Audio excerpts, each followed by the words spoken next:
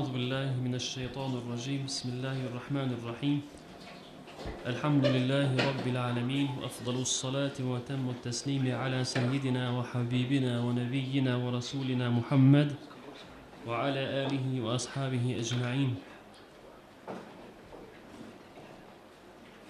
اللهم لا سهل إلا ما جعلته سهلا وأنت تجعل الحزن إذا شئت سهلا يا أرحم الراحمين. اللهم بعلمك الغيب وقدرتك على الخلق أحينا ما علمت الحياة خيرا لنا وتوفنا إذا علمت الوفاة خيرا لنا يا أرحم الراحمين.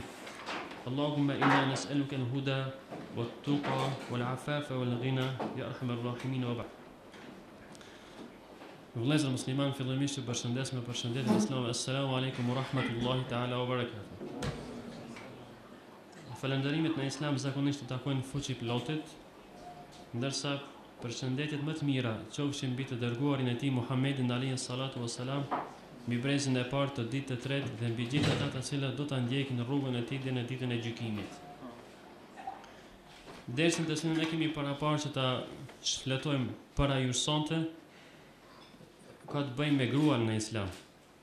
Dhe arsyeja se pse kemi zgjedhur që të diskutohet sonte në mesin e juaj çështja që ka të bëjë me gruan nuk është rastësi. Kemi parasysh disa rrjedha të fundit të cilat ishin në lidhje me një ligjërat, një hoxhës tjetër, në një vend krejtësisht tjetër, për të cilën hoxh kemi shumë mirë njohje dhe kemi respektime. Mirë po, mua më intereson një çështje e cila për shembull kur vendin ton trokitet, një temë e cila nuk i shkon për hujë laicizmit në vend ose sistemit laik në vend, dhe ata të cilët nuk e perceptojnë sistemin islam mendojnë që ta gjykojnë çështjen islame mbi teoritë laike. Kjo nuk mundet asnjëherë me qenë saktë dhe asnjëherë nuk mundet me qenë e vërtetë.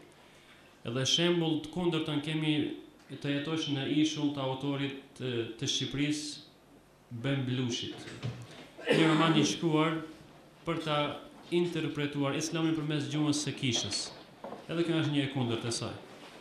Ne në islam, asa kemi edukat shkollore rreth islamit, e dim që nuk duhet të përgjithësohen çështjet në islam, por duhet flitet në mënyrën se cilën veti ose e përgjithshme në islam nuk duhet bëhet universale. Sepse Zoti nuk ka lënë ajet universal ose i përgjithshëm në Kur'an pa e specifikuar ose pa e përkufizuar. Sonte do të flasim për gruan dhe drejtat e saj në islam ose sipas asaj që e reflekton Kurani i Kerimi, se ç'është gruaja në Kur'an, edhe cilët janë drejtat e saj skajshmërisht, edhe cilën post gruaja në islam nuk ka të lejuar juridikisht ta udhëheq ose të jetë pushtetare e postit. Ndërsa nëse eliminohet ose nëse interpretohet ose nëse shpaloset posti i përcaktuar që nuk është i lejuar juridikisht që një gruaje ta udhëheq ose të jesë ajo udhëheqja e saj, do të thotë që postet jashtë këtij posti të tjera vinë me radhë të shtetit, kemi fjalën e të poshtë, janë të lejuar sipas gjithë fukahave ose ulemave të shariatit. Hadithin që e kemi zgjedhur të jetë punimi i ligjëratës son është hadithin të cilën e ka regjistruar në përmbledhjen e tij Imam Buhariu. Hadithin që e ka shkruar Imam Ahmedi, Imam Tirmidhiu dhe Imam Nesaiu në librat e tij. Po unë me sitë e mi e kam pa në librin e Buhariut. Domethënë në librin e Buhariut në vëllimin e 13, libri 90, kapitulli 18, numri i hadithit 7099. Nëse i referojeni këtij libri, këtij hadithin të Imam Buhariu, do ta shihni se ai e transmeton ose e regjistron në përmbledhjen e tij një hadith përmes Ebi Bekrit radhiyallahu ta'ala an, i cili thot, ka thonë pejgamberi alayhi salatu wassalam, lan yufliha qaumun wallu amrahum imra'a. Asnjëherë pa përshtatin gjuhën tonë që të kuptohet më thjesht. Asnjëherë fjala lan ka të bëjë në gjuhën arabe me të ardhmen. Asnjëherë nuk ka mundësi që të progresojë, që të ftillojë një vend i cili vend banorët e tij pushtetin ja kanë dhënë gruas. Përsërisë të kuptohet edhe një herë në gjuhën më të thjeshtë. Domethënë nuk ka mundësi në islam që ecuria e një vendi të ecë drejt zhvillimit ku në atë moment pushteti i vendit i jepet në dorë gruas. Dhe jam munduar të kuptoj shkakun e thënies së këtij hadithi, sepse pejgamberi alayhi salatu wasallam e ka thonë këtë hadith 14 shekuj para ne, sepse në kohën e tij mbreti i Persisë kishte vdekur dhe e trashëgoi në Persi fronin e mbretit vajza e tij Buran. Dhe atëherë pejgamberi alayhis salatu wasalam tha për atë popull, tha, nuk ka mundësi që të zhvillohet ky popull i cili në fronin e mbretit, ish mbretit, thot erdhi një grua. Dhe ky hadith, sipas një rregullit në shkencën e usulit, ne dim se al-ibra bi umumi al-lafz la bi khusus as-sabab. Që çështja ka të bëjë me përgjithësinë e tekstit, e jo me shkakun e thënies së tekstit ose zbritjes së tekstit.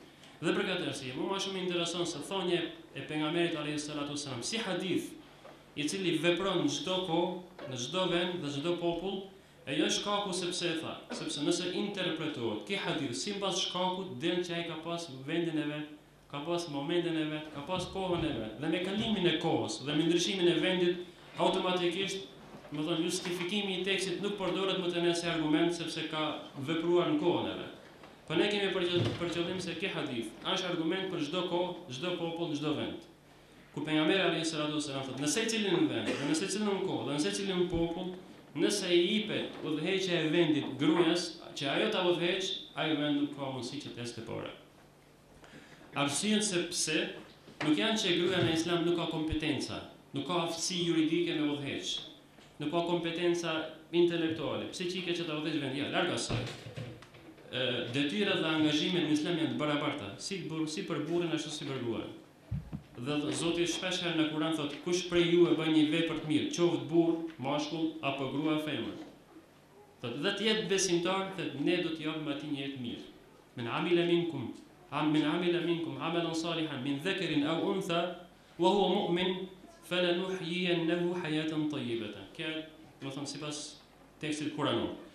Mirë po, çfarë ka dashur pejgamberi alayhis salatu wasalam me na tregon neve në këtë rast që përderisa e dim që angazhimet edhe detyrimet në Islam janë të barabarta, sipas librave të fikut në Islam, atëherë pse Islami ja ka mohuar drejtën e gruas që të lideri ose liderizimin në një vend? Për literaturën që ja kam konsultuar lidhje me çështjen, është një titull që e ka shkruar një autor shumë i famshëm tokat islame, Abdul Halim Ebu Shuqqa. E ka një libër që e ka titulluar Tahrirul Mar'a fi Asri ar-Risale. Shqipi ben çlirimi i gruas apo emancipimi i saj në periudhën e Risaletit, mesazhes pejgamberit alayhis salam.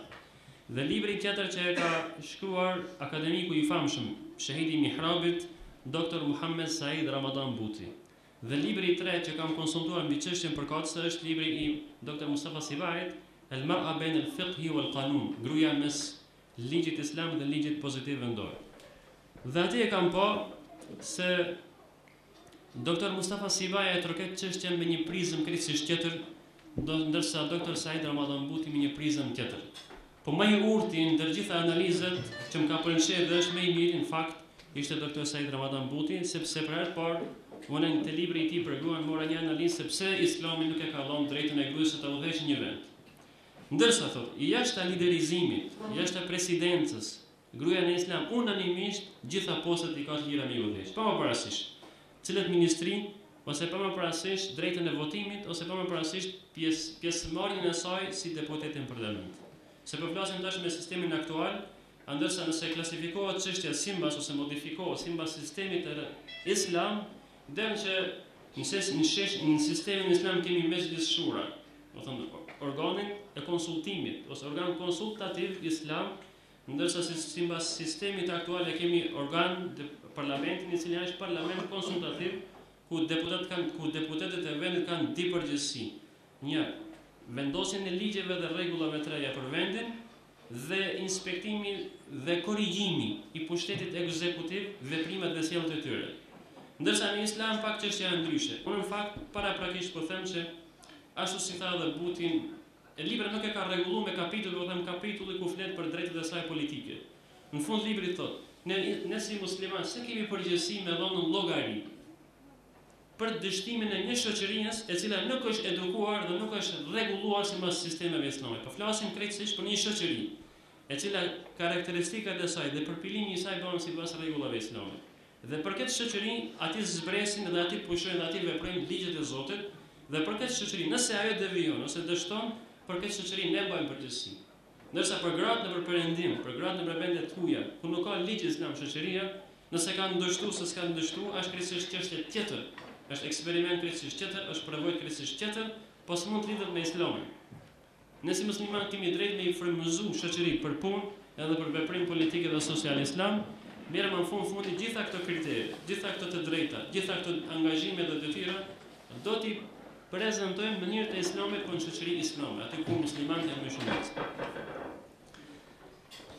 Jam munduar me pa për shembull se cilat ishin drejtat e gruas në islam, duke u munduar me lexuar disa libra të historisë. Dhe pash se kemi dëshmi historike se gruaja në islam në përfush betejë ka punuar me cilësinë e motrës medicinale.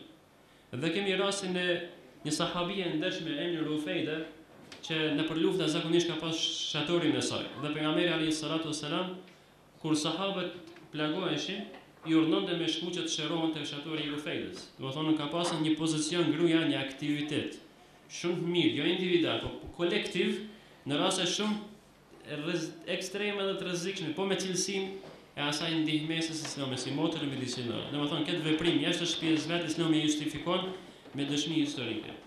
Argument sahabët e Resulullah dhe dakordimi i pejgamberit alayhis salam. Kemi prezencën e gruas si bie e Ubekrit, Esmaja, si ndër figurat kryesore të grave në iniciimin e përhapjes së islamit në fazën e parë. Dhe njëkohësisht e kemi aktive motrën e Omar ibn Khattabit si figurë e rëndësishme në botën e grave, e cila ka pasur ndikim në përhapjen e islamit dhe ndihmën për përhapjen e islamit. Dhe kemi si figurë ndër më kryesorët edhe gruan e parë që e pranoi, akceptoi Kur'anin e Kerimin prej Muhamedit, është gruaja Hatixhe. Muslimani i parë pas Muhamedit ishte grua. Mandej ishte Ubekri burr. Edhe mira më këtë këto çështje janë kanë bëjë me aspektin shoqëror, janë me aspektin organizativ o shoqëror, ose kolektiv, ose individual, ose familjar, ose ekonomik, ose tregtar, po nuk kanë pas shembull që i përket të së drejtës politike që një grua në islam ka udhëhequr vendin dhe ajo gruaja i përket brezit parë, të dytë ose të tretë. Në përjashtim është moment i rrallë në luftën e Devës, ku ushtrin e udhëheq Aisha radiallahu ta'ala. Po sipas gjitha analizave, të cilat i kanë ulemat e fikut dhe hadithit, del që Aisha radiallahu ta'ala me këtë luftë ka dalë e penduar prej gabimit. Do të thonë ka pa vetëm se nuk ka qenë në vendin e duhur, edhe janë analizat të thukta të cilat janë bën këtë dimension, që është veprim i rrallë, që nuk mund krahasohet për neve, se përderisa Aisha dol mbi ushtrinë ose mbi projektin ushtarak dhe udhëheqjen në vendin e Devës, ku bëhet lufta. Në fakt, në këtë rast nuk mund ta krahasojmë se gjithë gratë muslimanëve sot ose të tjerat kanë të drejtë që ta udhëheqin ushtrinë një vendit ose të dalin në fush betejë mbi krijet e ushtrisë. Sa është çështje e rrallë nuk mund krahasohet. Kemë edhe një shembull tjetër në historinë islame që emrin mban Shajaratud Durr. Shajaratud Durr ka qenë gruaja e Nejmedin Salih al-Ayyubi, periudha e Seljukëve, periudha e Mamalikëve.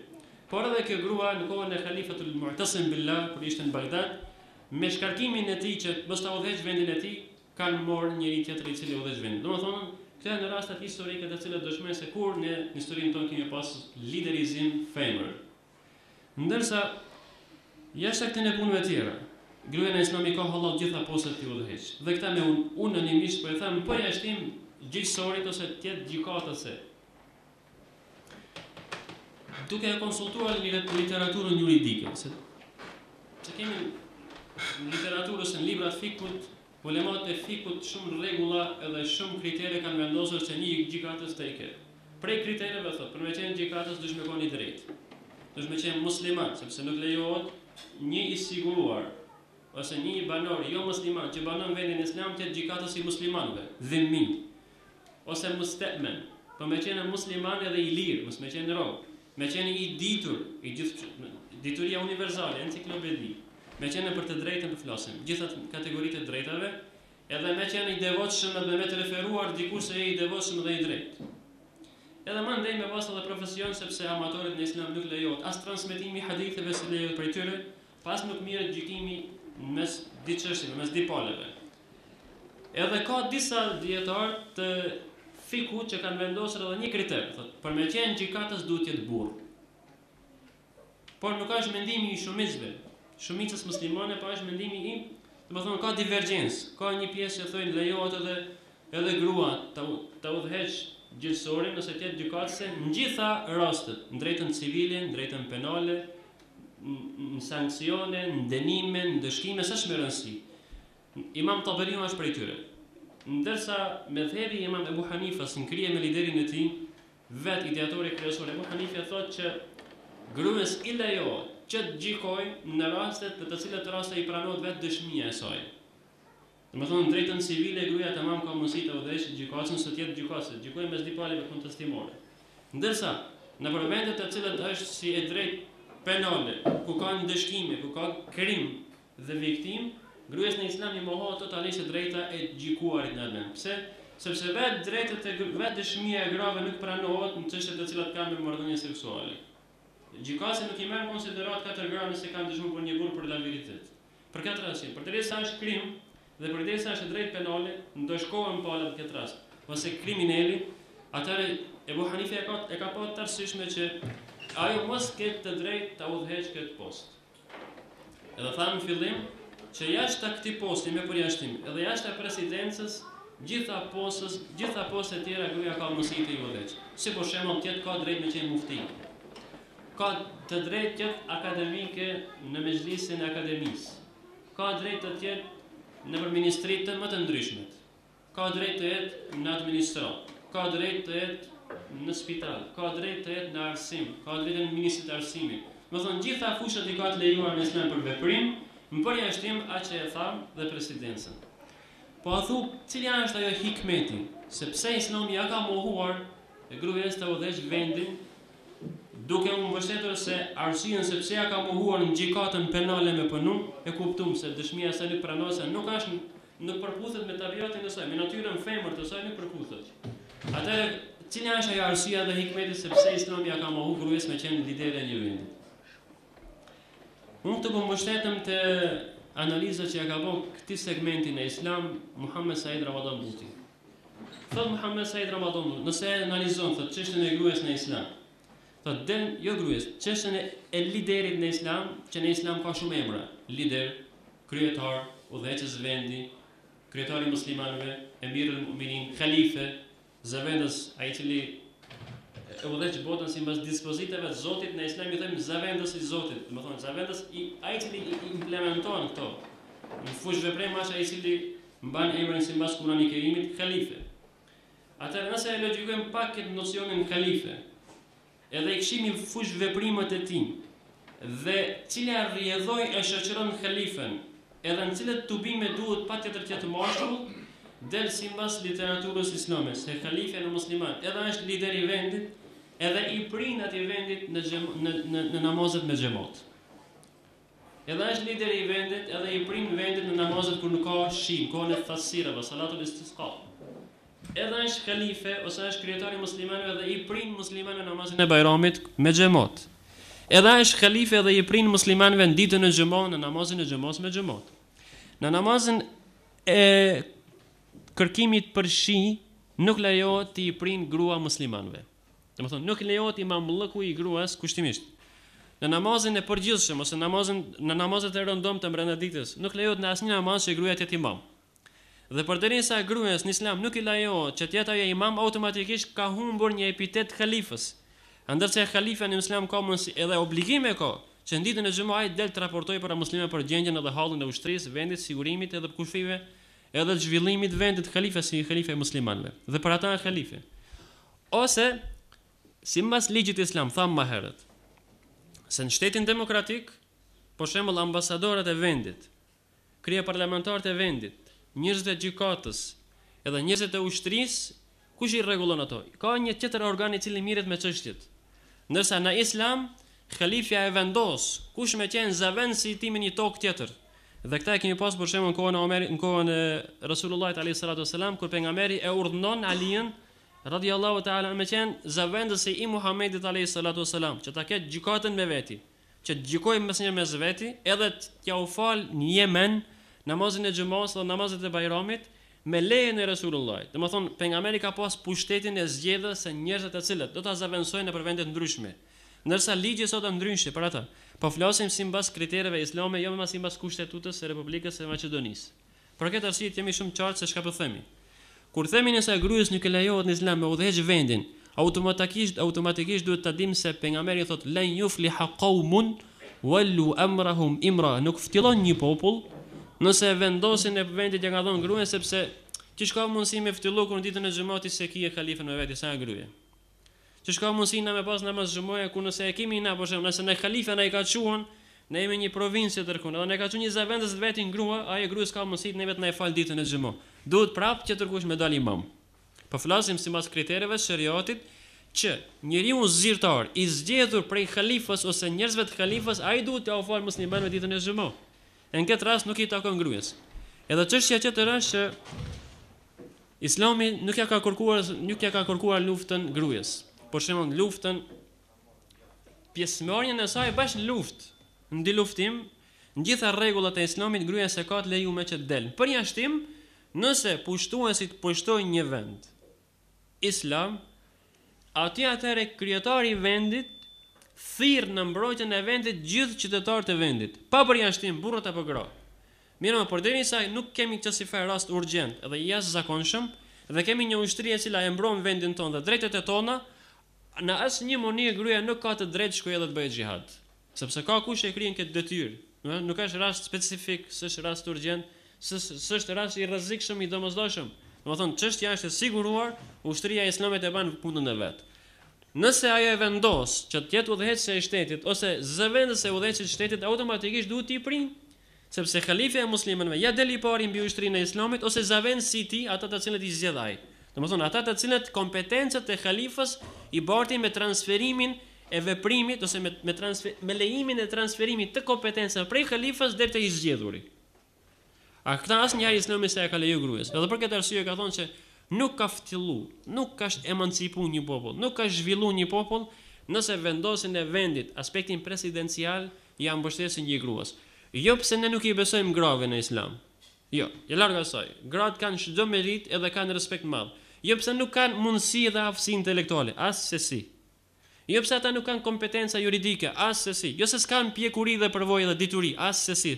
Nuk dëshojmë në aftësitë dhe inteligjencën e grave. Në shkollën dhe përvojat e tyre, në emancipimin dhe arsimimin e tyre. Pa më parasysh. Po flasim ajo që ka të bëjë me natyrën e veprimit, me natyrën e punës së halifës.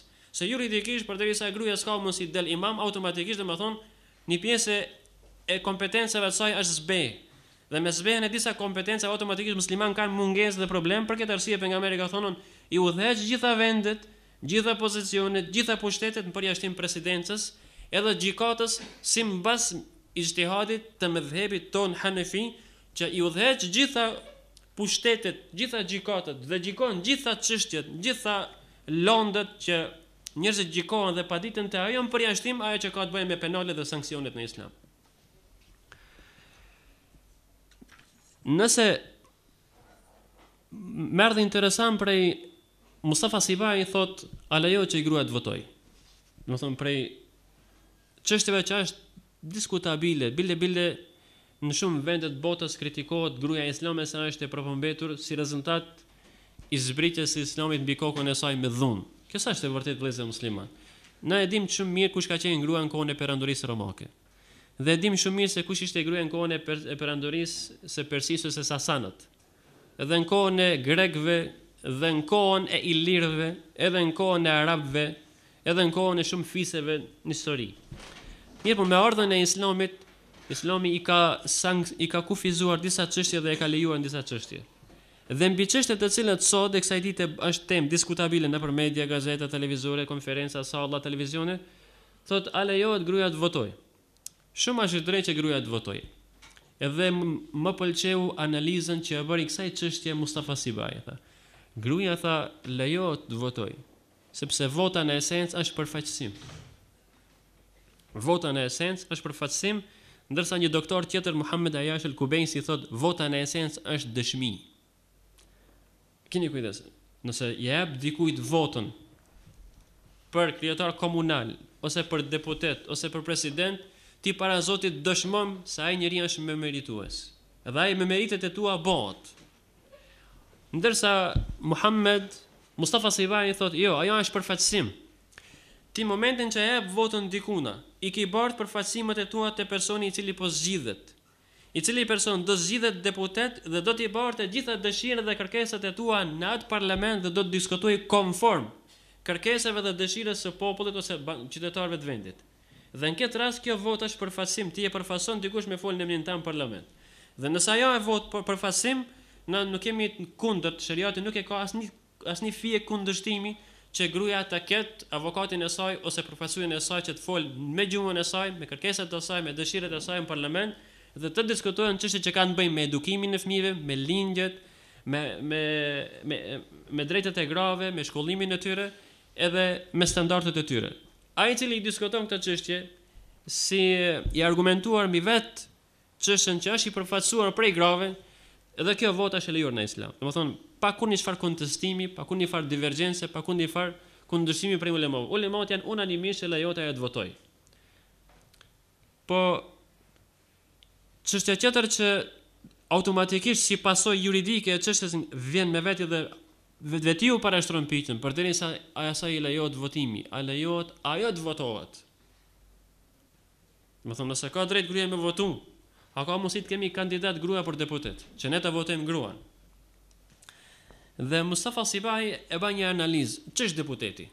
Ç'do të thonë posti deputet?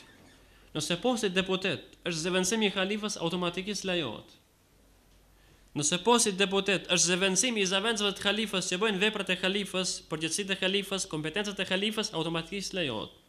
Se kuptojmë arsyeën sepse nëse posti deputet ngërthen di domethëniat vetvetiut ose në vendvetet brenda nocionit deputet, që në shumicën e rasteve deputet do të thotë ai i cili është pjesëmarrës në parlament, në të cilin parlament njerëzit vendosin rregulla dhe ligje dhe sisteme, atëherë gruaja ka të drejtë që me mendimin e saj, me replikat e saj, me debatet e saj, dialoget e saj, me shkrim dhe me gojë t'i shpreh gjitha ata rregulla, gjitha ata mendime që kanë të bëjnë me interesin e përgjithshëm të një vendi, se është pjesë e interesit, pjesë e shoqërisë. Dhe përderisa vendosja e rregullave dhe ligjeve është rezultati i diturisë dhe kulturës, arsimimi, dituria dhe kultura janë të barabarta si për gruaja në Islam, si për burrin. Domethënë gruaja përderisa nëse shkon dhe bëhet deputet në parlament, qëllimi i saj është që të vendosë rregulla të cilat janë në interes me popullin ton dhe që paraprakisht duhet të jetë e shkolluar, shkolla dhe interesi i përgjithshëm janë interesi i përgjithshëm këtë muslimane. Është e barabartë si burri si gruaja. Nëse qëllimi i deputetit është përcjellja dhe inspektimi i pushtetit ekzekutiv, veprimet dhe sjelljet e tyre, atëherë edhe gruaja ka të drejtë që të replikojë ose që të kritikojë pushtetin ekzekutiv ose pushtetarët e mëdhenj nëse e keq përdorin votën e tyre ose keq përdorin mandatin e tyre i cili bëhet abuzim ose keq përdorin me vet postin brenda mandatit i cili keq përdorim abuzon milletin ose e çon prapa me durim milletin ton. Atëherë gruaja ka të drejtën e replikës dhe kundërshtimit. Dhe bile shumë mirë referohet edhe fjalës së Muhammed Sayyid Rida, ku thot Allahu Azza wa Jalla thot në Kur'an: "Wal mu'minun wal mu'minat ba'dhum awliya'u ba'd ya'muruna bil ma'ruf wa yanhauna 'anil munkar." Thot besimtarët ose besimtarët janë më të afërt për njëri tjetrin në këshill, miqësi, dashuri dhe interesim. Se fjala ba'dhum awla bi ba'din po më duket spja boll hakun, po më duket se besimtarët dhe besimtarët për njëri tjetrin janë miq, të dashur, të interesuar për të mirën e njëri tjetrit, të ndërsjellë, thotë veprojnë njëjtas në punë të mira bashk dhe ndalojnë fenomenin negativ bashkërisht në shoqëri. Dhe përderisa përcjellja e pushtetit ekzekutiv me një shtet, gruaja ka drejtën e kritikës së kryetarit, zëvendës kryetarit, kryeministrit, pushtetit ekzekutiv, edhe replikon edhe kritikon që mos abuzohet, mos keq trajtohet, mos keq përdoret, atëherë kjo publika në kapitullin që e kemi obligim se i cili njeri ta këshillon një pushtetar, ta këshillon një kryeministër, ta këshillon një president që ta kthellë mos ta morë milletin qafë. Domethënë, nëse përcjellja e pushtetit ekzekutiv dhe inspektimi i njerëzve të shtetit është udhëzim në të mirë dhe ndalim nga veprat e këqija, nga projektet negative dhe fenomenet të cilat janë në dëm të popullit ton, atëherë veprimin ose këshillimin veprat mira si burri si gruaja dhe ndalimin e fenomeneve negative në shoqëri si burri si gruaja në Islam e kena detyrim. Si burra si gra duhet ta udhëheqin vendin, si burra si gra duhet ta këshillojmë njëri tjetrin, pa marrë parasysh gjinin, edhe pa marrë parasysh shtresën dhe për parasysh postin dhe funksionin.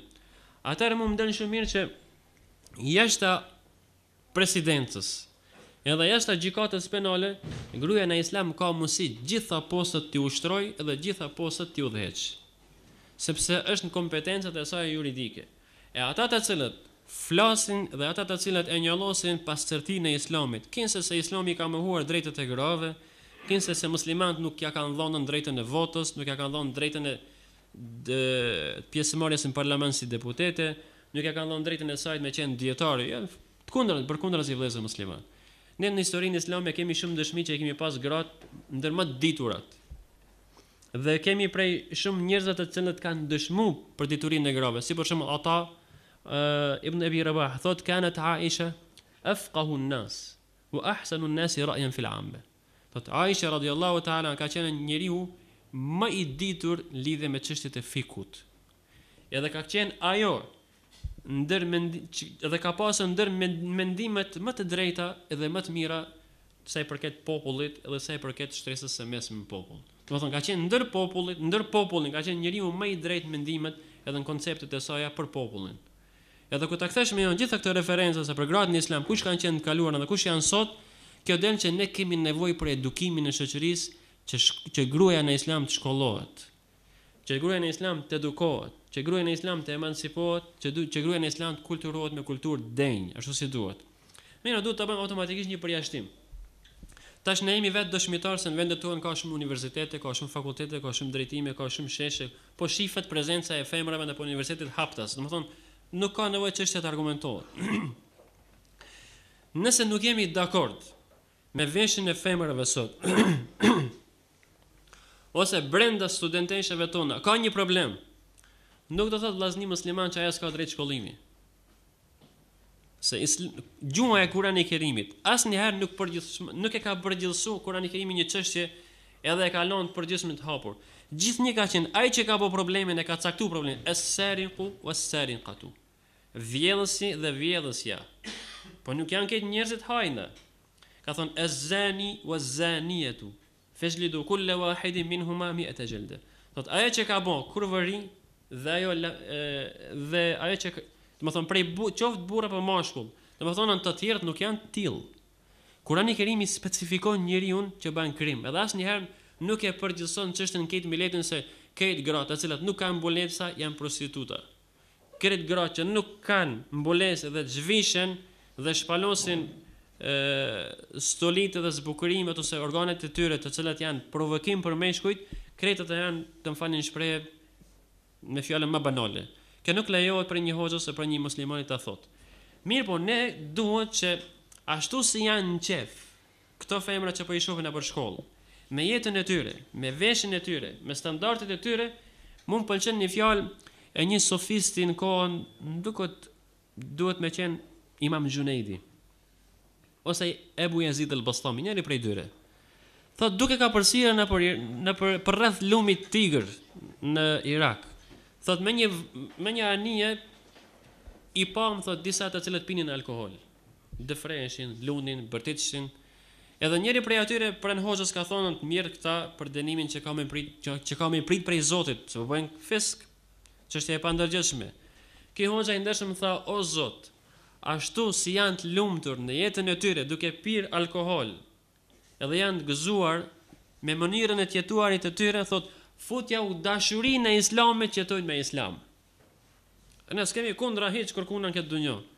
Mirë, më ne po themi ashtu se secila femër e cila sot provokon meshkujt me aftësitë dhe lëvizjet e saj. Edhe që është e kënaqur me jetën e saj, po kemi dëshirë që ti kemi që dhe po lutemi te Zoti për ata që Zoti t'u ban të dashur veshjen islame, emancipimin e Islamit dhe stilin islam të jetuarit. Mendoj që nëse kemi këtë edukim të gruas në shoqëri, unë mendoj që atëherë shtylla elementare e shoqërisë rregullohet. Sepse në fundit ne shumë e dim se roli i gruas në Islam është lindja, edukimi i fëmijëve,